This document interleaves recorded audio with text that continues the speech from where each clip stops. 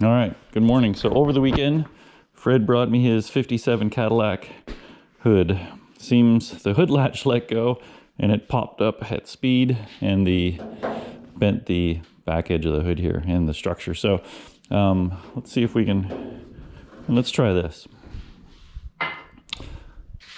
I've been watching a lot of Reiki videos and a lot of energy videos. So I think if we can just find its energy point here and you know, give it a rub and a Fonzie tap here. Let's try this.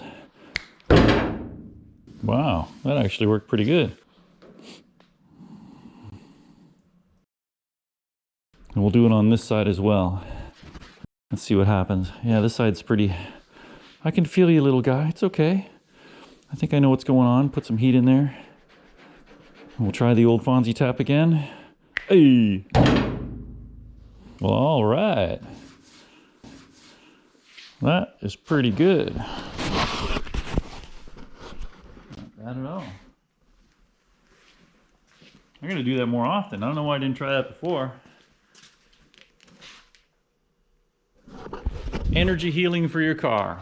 Who would have thought?